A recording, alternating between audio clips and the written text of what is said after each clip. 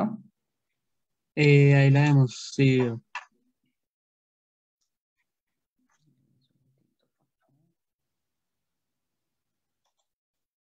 Sí.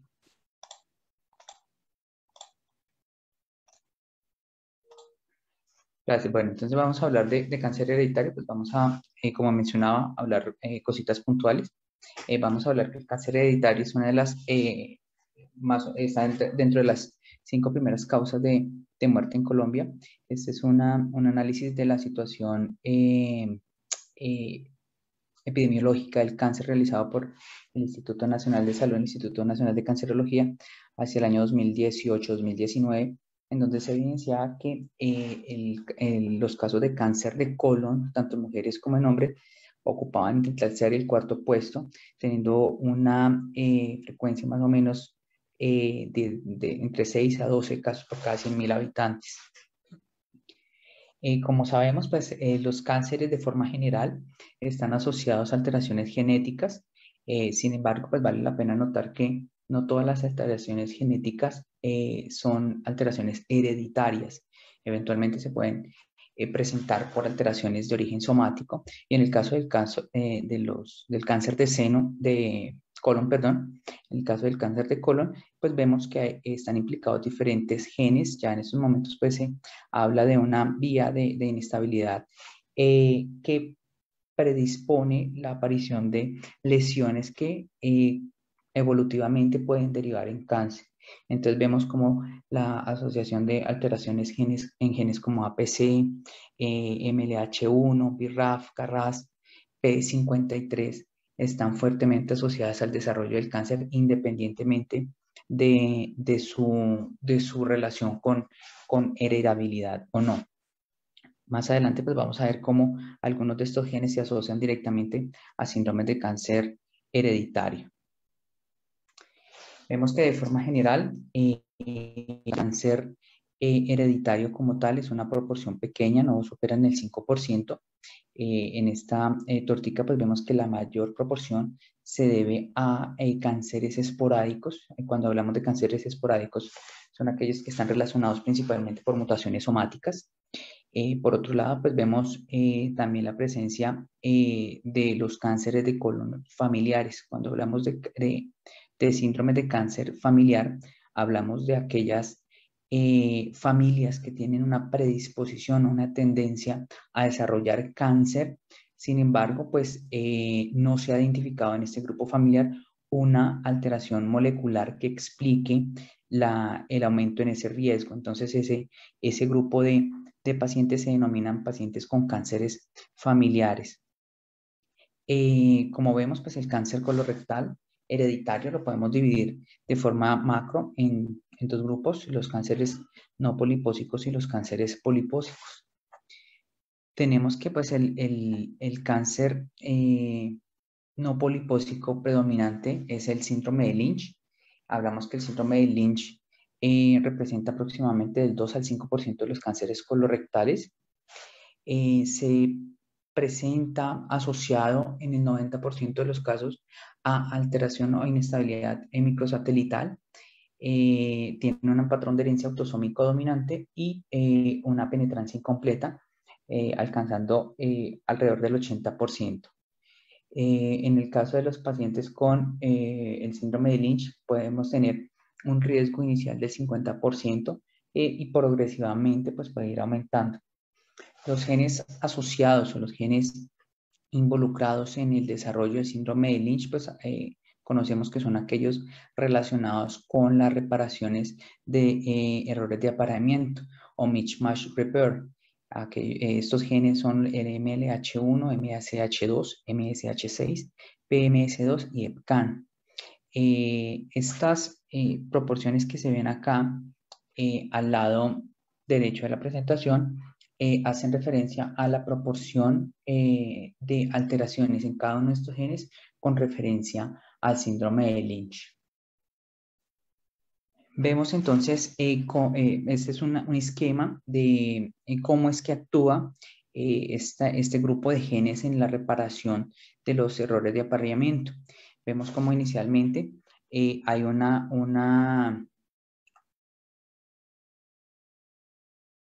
un heterodímero de estas proteínas, en este caso MSH2, MSH6, quienes identifican la alteración y pues posteriormente van a reclutar los otros heterodímeros MLH1, PMS2.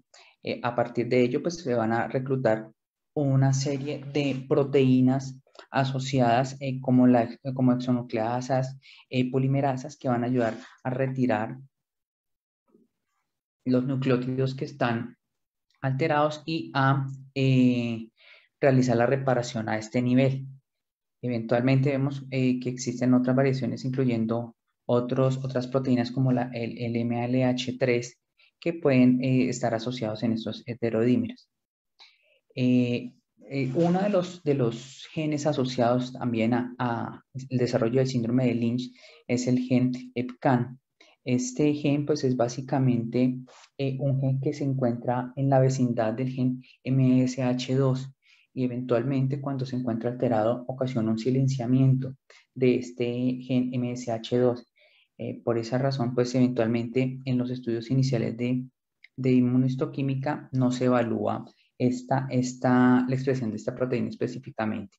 Acá vemos pues una foto de una muestra patológica de colon con una lesión compatible con síndrome de Lynch. Vemos que es una lesión que no es polipósica, es más bien aplanada, ulcerada.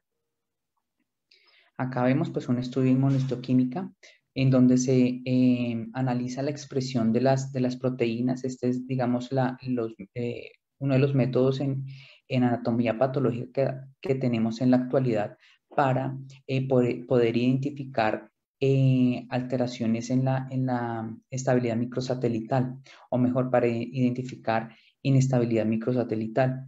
Vemos cómo en este caso hay una expresión marcada de MLH1 y PMS2, pero hay ausencia de la expresión de las proteínas MSH2 y MSH6, lo que se relaciona con inestabilidad microsatelital.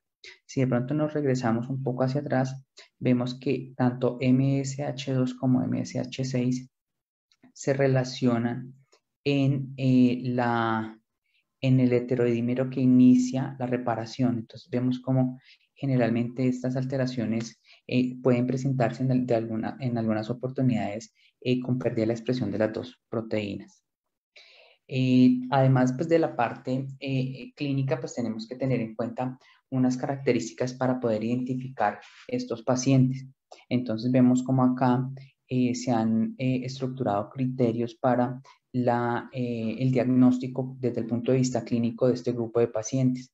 En este caso, la NCCN pues tiene unas guías en las cuales pues nos brindan herramientas para identificar este grupo de pacientes. Entonces vemos cómo aquellos pacientes que han presentado cánceres diagnosticados a edades inferiores a los 50 años de edad, o que eventualmente tienen uno o más familiares afectados por cáncer de colon a edades inferiores a los 50 años de edad. Además de esto, pues tiene también esto en cuenta las alteraciones desde el punto de vista inmunistoquímico que se presenta en la presencia de la inestabilidad microsatelital o no. Como todos sabemos, los síndromes de cáncer hereditario se caracterizan por la presencia de un cáncer, digamos, principal, y eventualmente la posibilidad de presentar cánceres en otras localizaciones. Dentro del espectro del cáncer hereditario no polipósico, el síndrome de Lynch, encontramos una asociación con cáncer en diferentes sitios.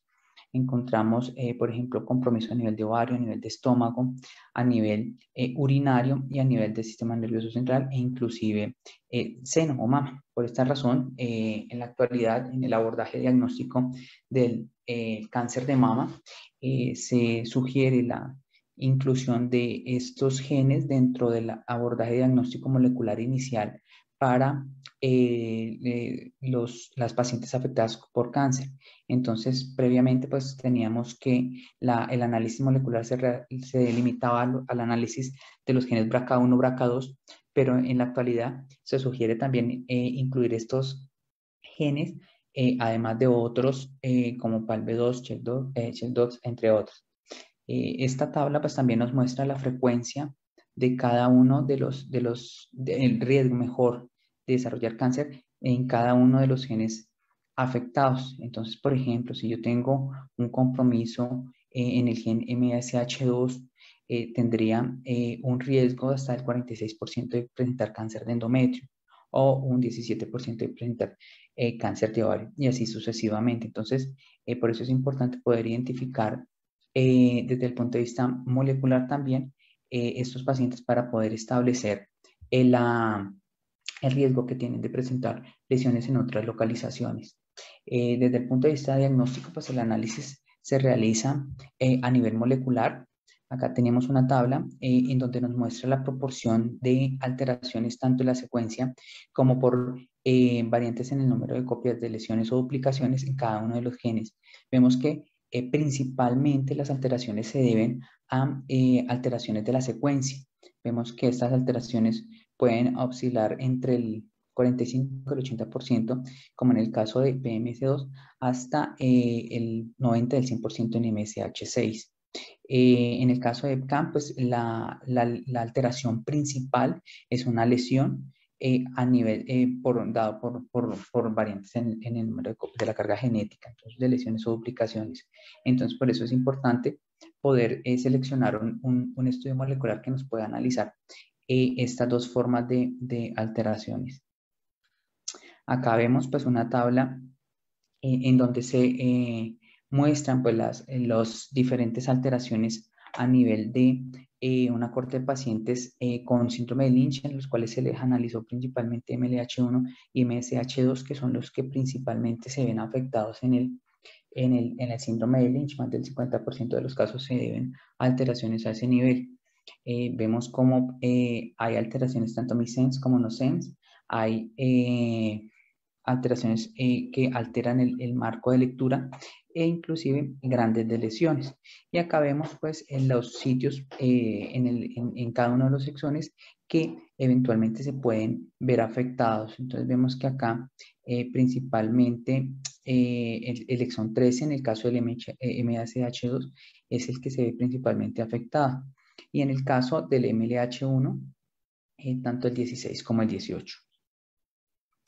¿Para qué nos va a servir este abordaje diagnóstico desde el punto de vista molecular? Entonces, en primer lugar, pues para establecer cuál es la etiología de la lesión. En segundo lugar, para orientar un asesoramiento genético que va enfocado en la familia, específicamente recordando que el síndrome de Lynch pues, es una patología que presenta una herencia autosómica dominante, es decir, que cada uno de los descendientes de una persona afectada por este síndrome puede tener un riesgo hasta el 50% de portar la alteración que le aumente el riesgo de presentar cáncer. Hay que recordar que las alteraciones genéticas no son que la persona heredó el cáncer, se heredó una predisposición a padecer cáncer. Además de esto, pues podemos orientar un plan de seguimiento. Ese plan de seguimiento pues va enfocado principalmente en identificar de forma temprana alteraciones sugestivas de malignidad en los diferentes órganos o sistemas que pueden verse afectados.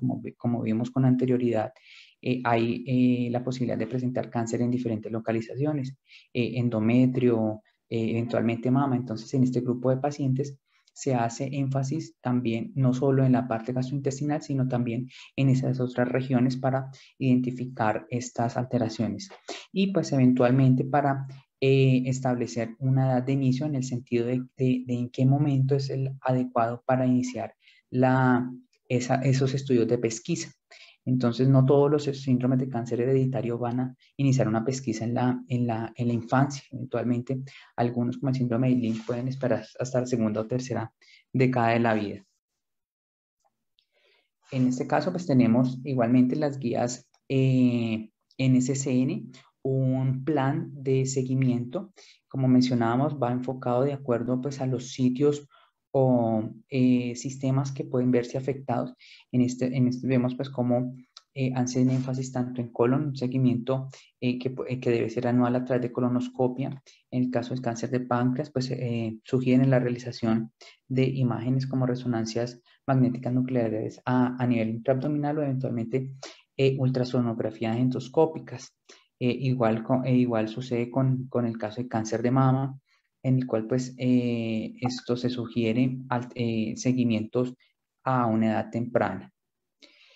Con respecto pues a los cánceres de colon no polipósicos, pues tenemos un importante número de cánceres de grupos de cáncer polipósicos. Tenemos la poliposis adenomatosa familiar, la poliposis asociada a MUT-YH, el síndrome de Peutz-Jeghers, la poliposis adenomatosa juvenil, la poliposis acerrada y síndrome de Cowden. En aras pues de la falta de tiempo, pues vamos a hablar solo de 2 o 3 de estos grupos. Entonces, en primer lugar, vamos a hablar de la poliposis adenomatosa familiar. La poliposis adenomatosa familiar hace parte de un grupo más grande que se denomina condiciones polipósicas asociadas a mutaciones en el gen APC. Dentro de estas, pues encontramos las poliposis adenomatosas familiares atenuadas, pues que tienen un espectro fenotípico similar a la poliposis adenomatosa familiar, y el adenocarcinoma gástrico y poliposis proximal del estómago. Como mencionamos, pues nos vamos a centrar específicamente en la poliposis adenomatosa familiar. Entonces, como todos sabemos, la poliposis adenomatosa familiar es una entidad que se caracteriza por alteraciones en el gen APC. Acá vemos este gen APC que está... Listo. Este gen está localizado en la vía Wnt beta-catenina. Básicamente, pues lo que hace es estimular el crecimiento, la proliferación celular a través de la vía de la beta-catenina. Vemos que para la activación de la vía beta-catenina tenemos que tener la presencia del ligando o WNT, que pues realiza la fosforilación y permite la liberación de la beta-catenina, que penetra el núcleo y pues inicia la expresión de diferentes genes como la ciclina D1, CEMIG, PPAR, entre otros, todos ellos asociados a proliferación celular y algunos a supervivencia.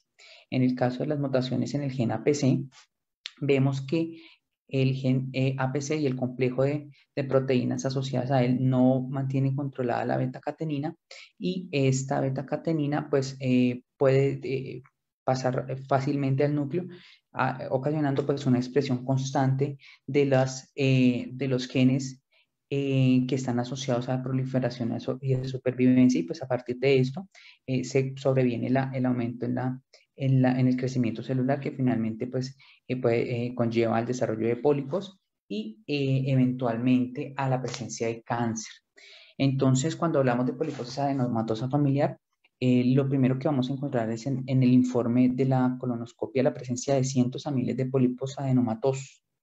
La presencia de estos pólipos adenomatosos puede darse en cualquier, en una etapa entre la infancia y la adultez temprana. Estamos hablando entre los 7 a los 36 años, con una edad promedio de diagnóstico de los 16 años. En el caso de las mutaciones en el gen APC, tenemos que hay un aumento en el riesgo de cáncer principalmente. Y este cáncer pues tiene un debut principalmente sobre los 30 a 40 años de edad.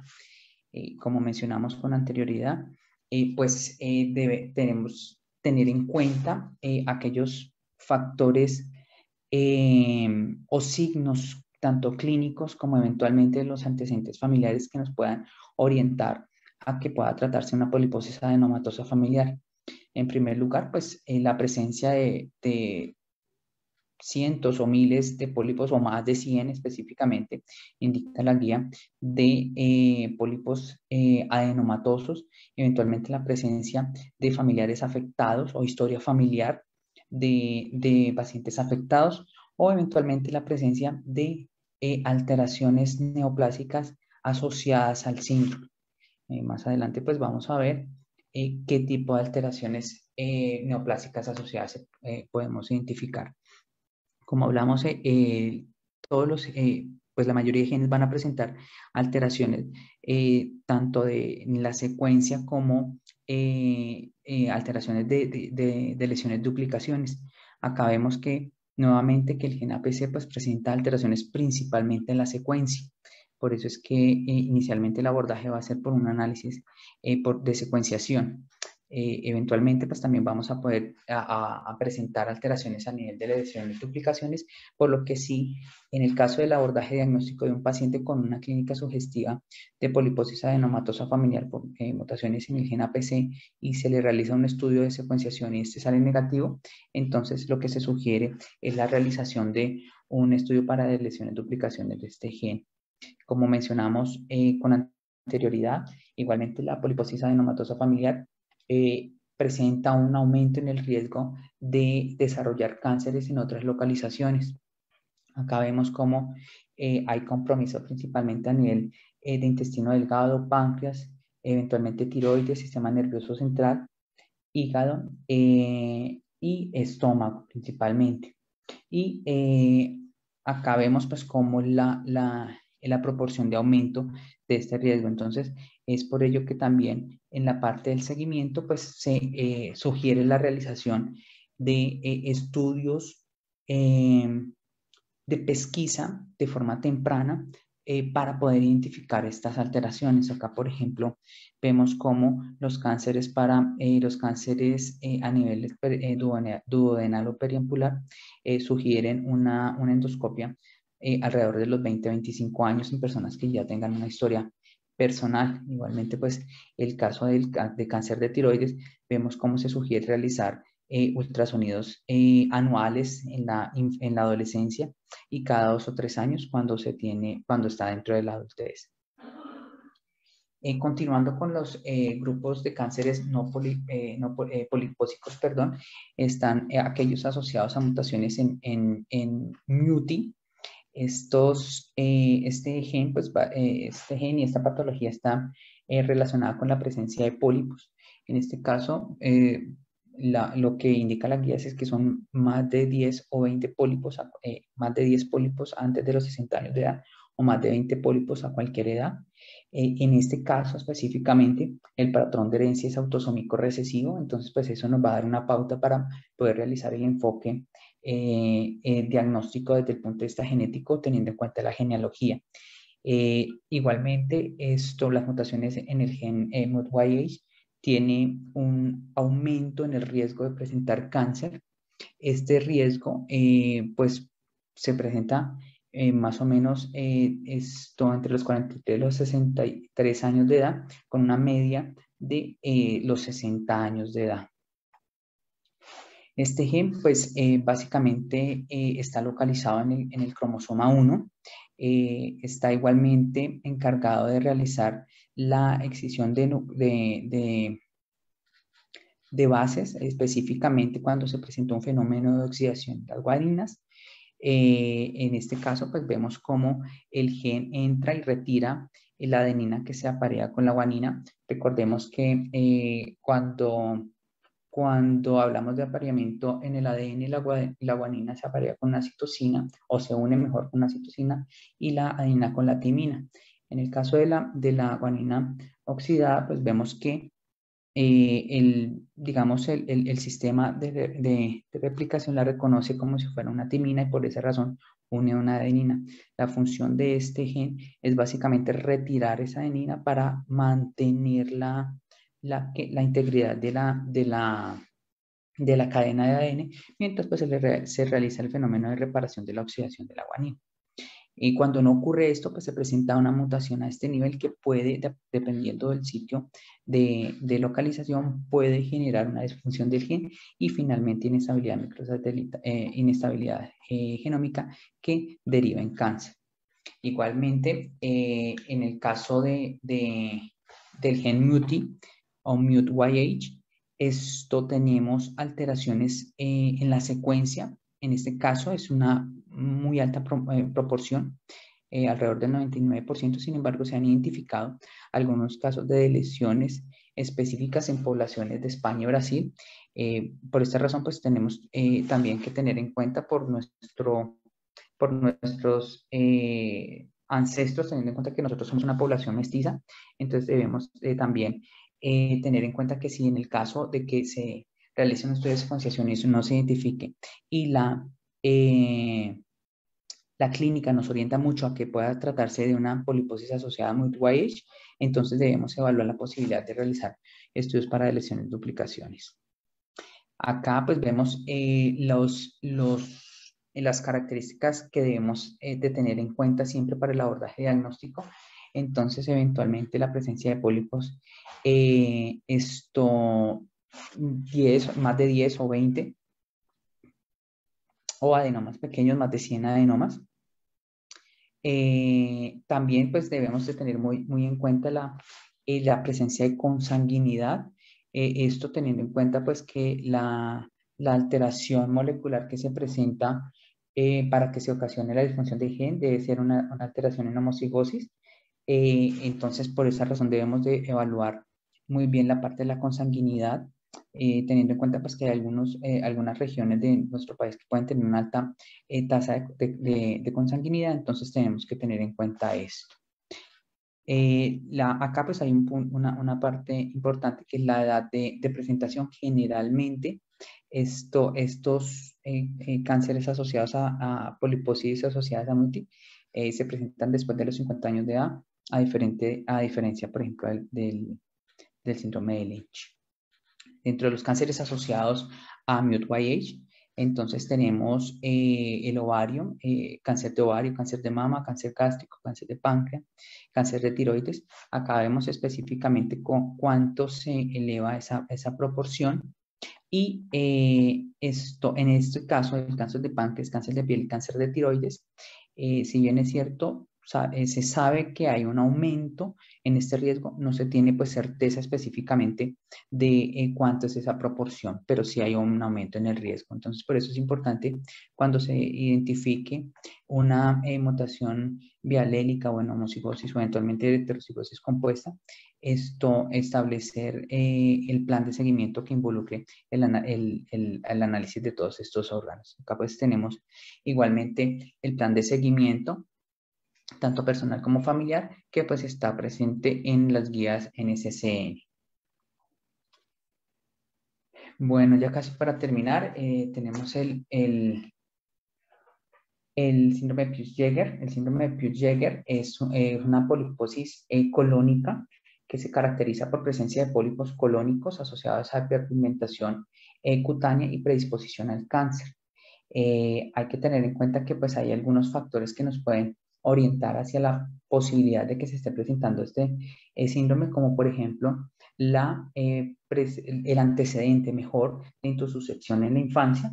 Generalmente la presencia de pólipos propios de este síndrome se realiza la identificación hacia los 10 años de edad. Entonces, cualquier niño que presente una intususcepción hay que evaluar la presencia de pólipos y eventualmente si presenta pólipos, pues tenemos que sospechar que se esté presentando un síndrome de Peutz-Jeghers.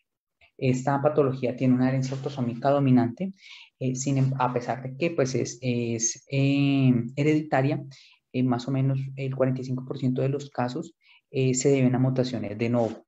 Entonces, eventualmente vamos a encontrar casos de cáncer o poliposis colónica en pacientes que no tienen ninguna historia familiar o de cáncer o de poliposis colónica. Entonces, eso también lo tenemos que tener en cuenta. Acá pues vemos unas imágenes de las hiperpigmentaciones que se pueden presentar. Pueden ser sutiles como una peca o un lunar a nivel del palmar o plantar o a nivel de las mucosas orales. Zonas donde clásicamente no deben haber hiperpigmentaciones.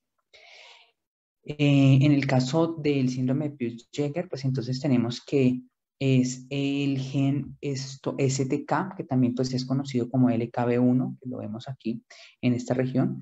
Este gen está asociado a la activación de vías como la AMP quinasa STK. Estos genes están asociados al complejo de esclerosis tuberosa y la vía mTOR. Esta vía básicamente está relacionada con crecimiento y proliferación celular.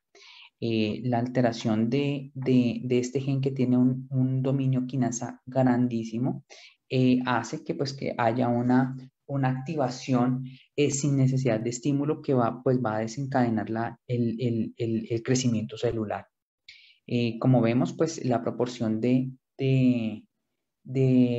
mutaciones en el gen STK en el 81% está dada por alteraciones en la secuencia y hasta un 15% por deleciones. Igualmente, este síndrome pues, presenta un aumento en el riesgo de presentar cáncer en otras localizaciones, como vemos, principalmente el tracto gastrointestinal, eventualmente tracto genital, reproductivo, ovario, cervix, páncreas y pulmón.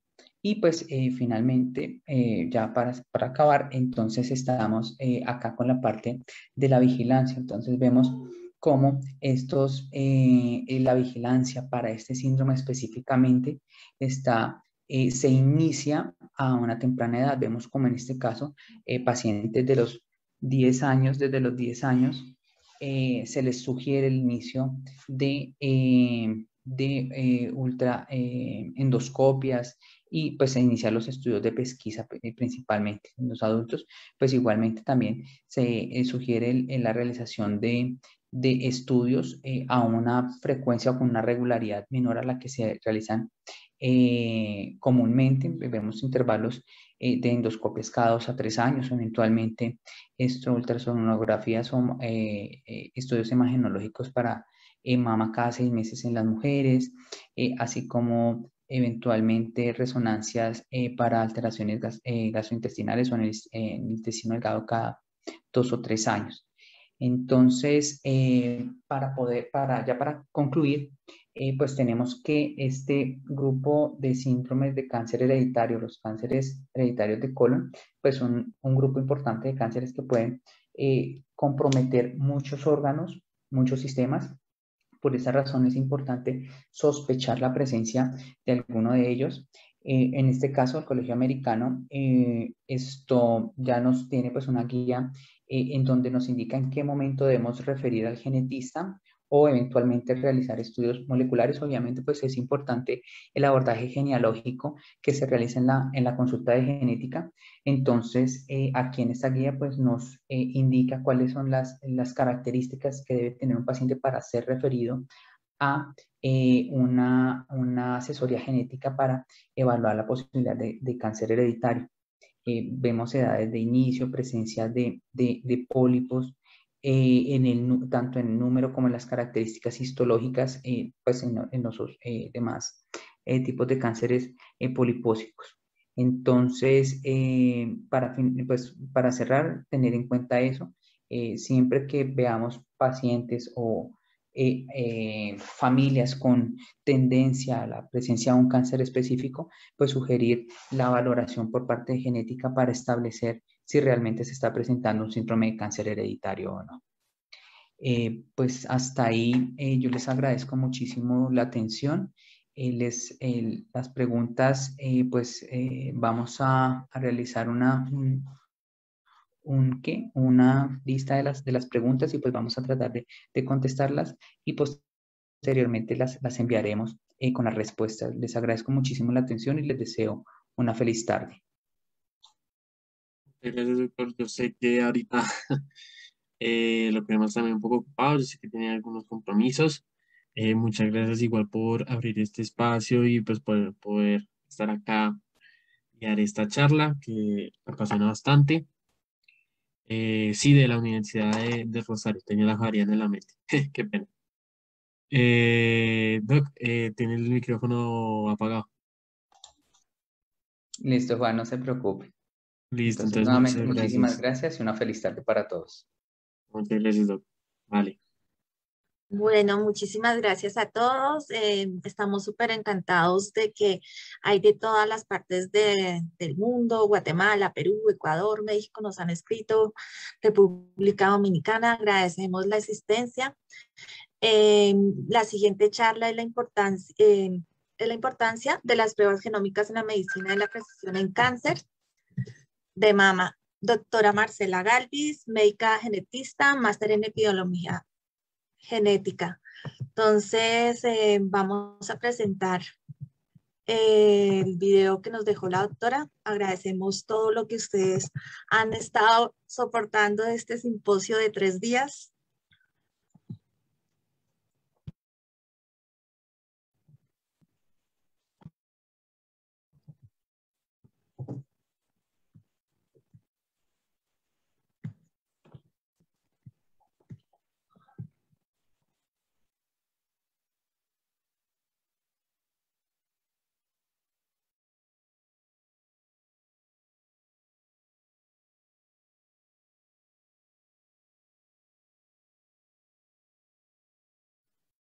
Y nada, se quedó ahí en negro. No sé si